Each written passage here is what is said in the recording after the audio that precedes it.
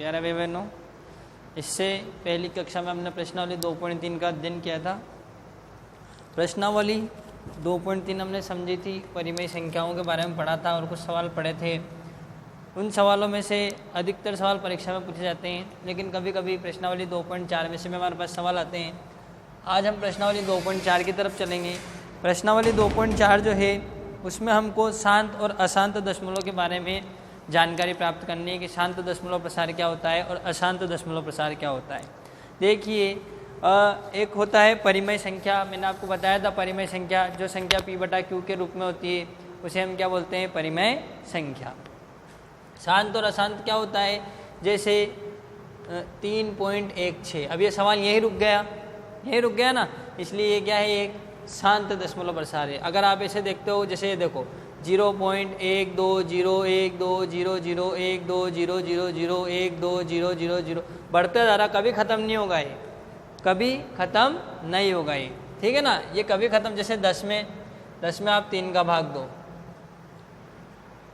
3 तिया 9, फिर 1 बची, दशमलव लगाई, 3 तिया 9, फिर 1 बची, फिर 3 तिया 9, ये 1 हमेशा बचता ही जाएगा, ये कभी ख़त्म नहीं होगा। तो इसलिए ये कैसा दशमलव प्रसार है, अशांत दशमलव प्रसार है। कैसा है, अशांत। ये शांत नहीं हो रहा ना, इसलिए क्या है, अशांत दशमलव प्रसार। और शांत दशमलव प्रसार को एक छोटी सी चीज़ से और समझ सकते हैं हम कि किसी भी परिमेय संख्या का हर अगर 2 की घात m इंटू 5 की घात n के रूप का होगा, किसी भी परिमेय संख्या का हर अगर 2 की घात m इंटू 5 की घात n के रूप का होगा तो उसका दशमलव प्रसार क्या होगा, शांत होगा, वरना अशांत होगा। तो अपन उसी पे आधारित अपना पहला सवाल है कि लंबी विभाजन प्रक्रिया का उपयोग ना करते हुए बताइए कि निम्नलिखित परिमेय संख्याओं के दशमलव प्रसार शांत है या अशांत है। पहला सवाल है आपके पास 15/1600। जब भी सवाल आता है इस तरह का,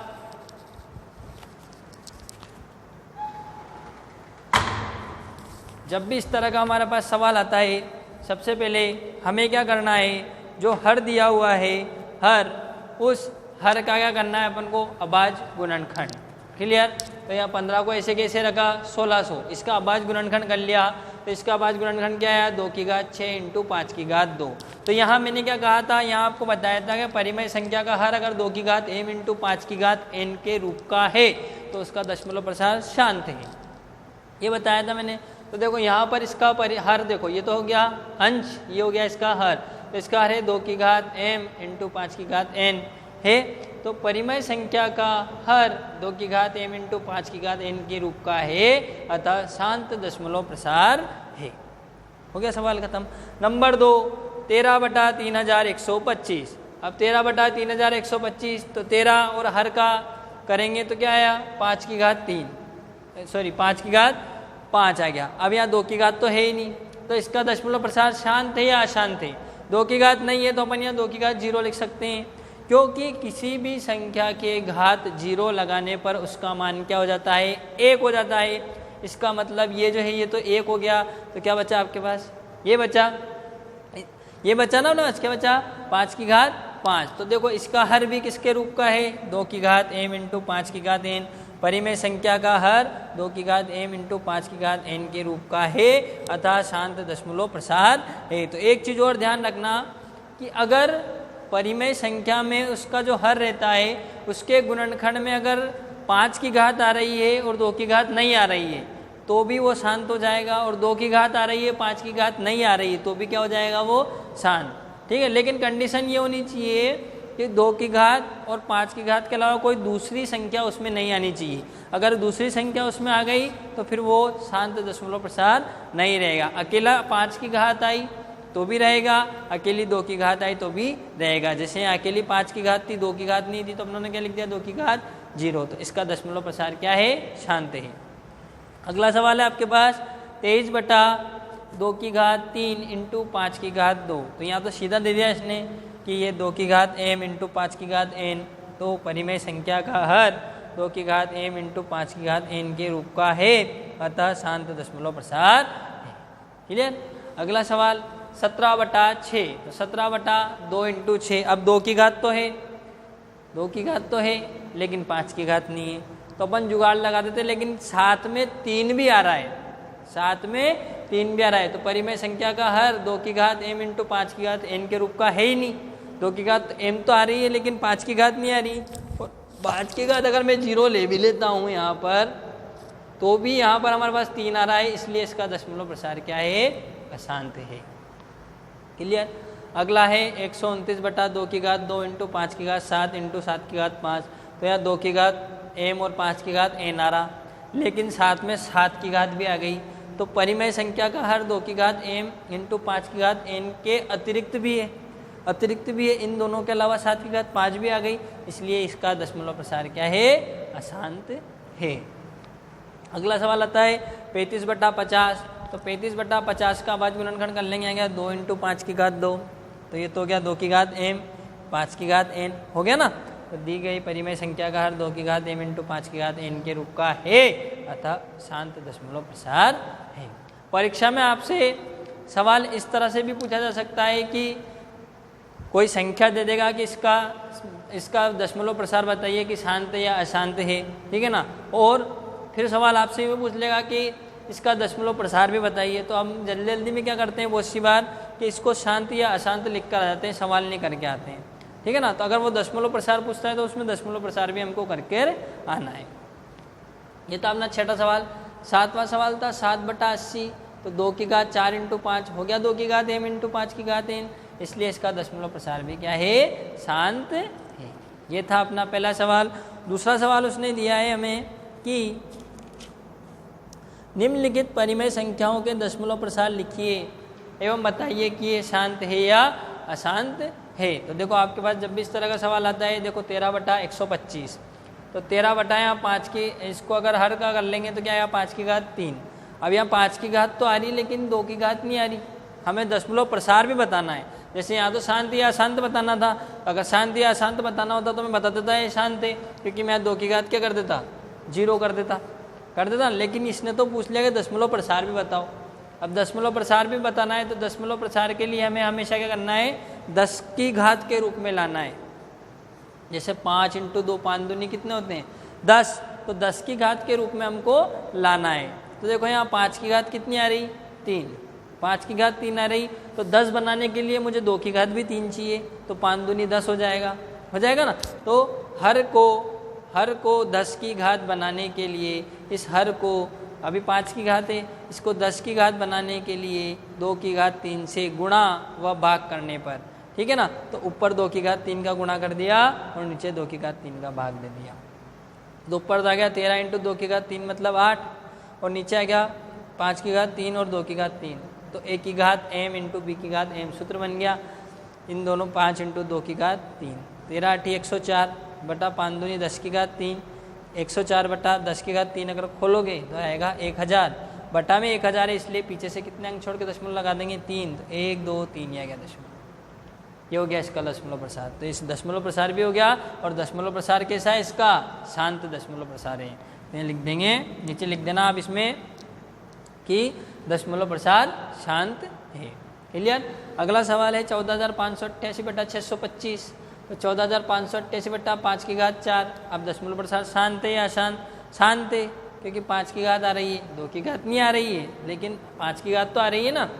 वापस 10 की घात बनानी है अपन को, अब 10 की घात बनानी है तो 5 की घात 4 तो है, अब 2 की घात भी कितनी चाहिए, 4 चाहिए। तो हर को 10 की घात बनाने के लिए 2 की घात, जैसे यहाँ 2 की घात 3 से गुणा, क्योंकि यहाँ 5 की घात 3 थी तो 2 की घात भी 3 बनानी थी। अब यहाँ 5 की घात 4 है तो यहाँ 2 की घात भी 4 बनानी है। गुणा भाग करने पर तो ऊपर भी 2 की घात 4 का गुणा कर दिया और नीचे भाग दे दिया। तो 14,588 इंटू 16 और 5 इंटू 2 की घात 4, इन दोनों का गुणा करा तो ये आ गया, ठीक है। ये आ गया अपने पास 2,33,408 बटा 10 की घात 4। 10 की घात 4 खोलोगे तो 1 2 3 4, मतलब कितने अंक छोड़ के दशमलव लगानी है, 4। किधर से, पीछे से, तो पीछे से 4 अंक छोड़ के दशमलव लगा दी तो आ गया 23.3408। ये था सवाल नंबर 2। सवाल नंबर 3 49 बटा 500। 49 500 का अभाज्य गुणनखंड कर लिया तो आया 2 की घात 2 इंटू 5 की घात 3। अब यहाँ देखो 5 की घात 3 है तो 2 की घात भी 3 लाना है, तो 2 की घात 2 तो पहले से पड़ी हुई है कि एक घात और चाहिए, मतलब 2 और चाहिए, क्योंकि 5 की घात 3 है तो 2 की घात भी 3 बनानी है। तो हर को 10 की घात बनाने के लिए किससे, सिर्फ 2 से ही, क्योंकि 1 की घात चाहिए या 2 की घात 1 लिख दो, ये 2 की घात 1, ठीक है। 2 की घात 1 से गुणा व भाग करने पर 49 इंटू 2 की घात 1, 2 की घात 2 इंटू 5 की घात 3 इंटू 2 की घात 1, तो 49 दूना 98, 2 की घात 2 और 2 की घात 1 कितना हो गया, 2 की घात 3 इंटू 5 की घात 3, बन गए 10 की घात।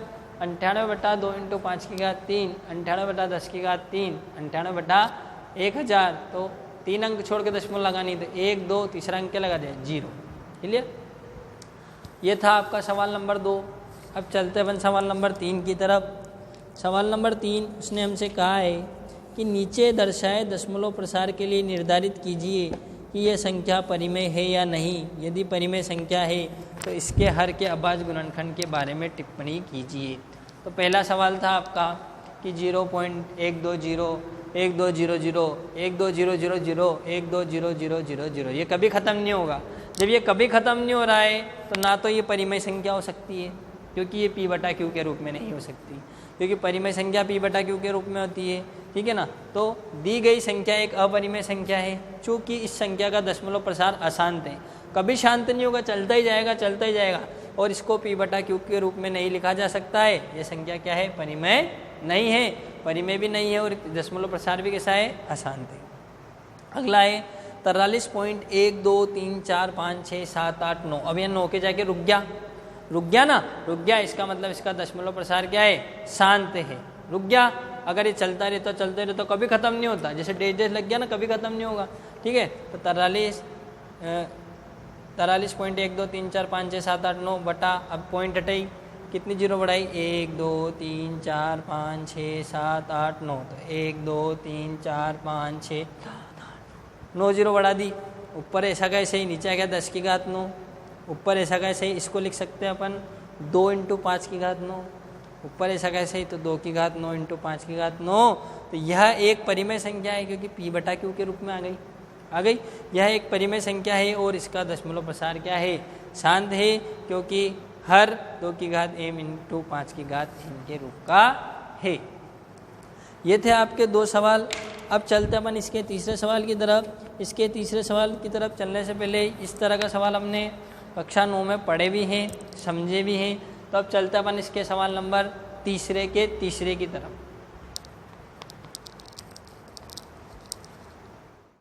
चलते हैं अगले सवाल की तरफ। अगला सवाल हमको दिया है 27.1428557 बार। अब बार का मतलब क्या होता है समझ लेना। 1.1428557 बार लगा हुआ है, इसका मतलब ये संख्या रिपीट होती जाएगी।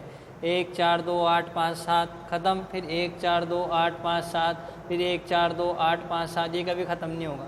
जैसा भी एक सवाल था हमने देखा था 0.120 बढ़ती जा रही थी, एक से समान नहीं चल रहे थे। देखो यहाँ समान चल रहे हैं, ये आया, फिर ये आ गया, फिर ये आया, ये कभी ख़त्म नहीं होता जाता है। तो जब भी इस तरह का बार वाला सवाल आपके पास आता है तो अपन को इस प्रक्रिया का उपयोग करना है, जो अपने कक्षा 9th में भी पढ़ी थी। सबसे पहले मानना है, इसको हम x के बराबर मान लेंगे। माना x बराबर 27.142857, मान लिया x के बराबर, इसको दे दिया समीकरण नंबर 1। अब यहाँ पर आप देखना दशमलव के बाद कितने अंक हैं, दशमलव के बाद कितने अंक है और उन पर बार लगा हुआ है। तो दशमलव के बाद 6 अंक है और 6 पर बार है। 1 2 3 4 5 6, जितने अंक हो उतने ही 10 की घात का गुणा करना है। क्लियर। जैसे मैं लिख देता हूँ 23.147 बार, तो अपन इसमें किसका गुणा करेंगे, 10 की घात 3 का, क्योंकि दशमलव के बाद 3 अंक हैं। तो यहाँ 6 अंक थे, तो समीकरण 1 में 10 की घात 6 का गुणा करने पर दोनों तरफ, इधर भी 10 की घात 6 का गुणा कर दिया और इधर भी 10 की घात 6 का गुणा कर दिया। तो 10 की घात 6 अगर आप खोलोगे तो आएगा 1 1 2 3 4 5 6 जीरो लगा देंगे और x बराबर 27.1428557 और वही 6 जीरो। तो यहाँ तो आ गया ये, ठीक है, ये आ गया अपने पास 10 लाख आ गया। यहाँ पे तो कितना आ गए, 10 लाख। और यहाँ पर देखिए मैंने अभी आपको बताया है कि ये रिपीट होती जाएगी। तो अब आप गुणा कर रहे हो इसमें 6 जीरो का, तो ये दशमलव यहाँ से हट जाएगी, यहाँ से हटकर 6 अंक बाद लग जाएगी। तो ये यहाँ थी 1 2 3 4 5 6, यहाँ लग जाएगी। तो अपने पास क्या आ गया, 27 14 28 57, 27 14 28 57 और पीछे वापस इस पर बार समझ लो आप, ठीक है ना। तो ये बार आ गया। क्लियर। समीकरण 2 आ गई। समीकरण 2 में से समीकरण 1 को घटाने पर, ठीक है। तो समीकरण 2 यहाँ थी, एक 10 लाख में से घटाया x, ये x घटा दिया। इधर यहाँ ये संख्या थी, इसमें से इसको घटा दिया। क्लियर। तो यहाँ तो आ गया अपने पास, ये आ गया अपने पास 9,99,999 x। और यहाँ देखो अगर आप घटाता हूँ 27, 14, 28, 57.1428572 में से घटाना है अपन को 2714285712। तो ये बार से बार तो ख़त्म हो गया। अब इसमें से इसको घटाया 0, 5 में से 2 3, 8 2 4 1 7 2, ये बच गया अपने पास। x बराबर ये इसके बटे में चल जाएगा। तो ये देखो, इसको भी x माना था, ये भी x के बराबर है और ये भी x के बराबर है, ठीक है। तो इसका मान क्या आ गया अपने पास, ये आ गया, किसके रूप में आ गया, p/q के रूप में।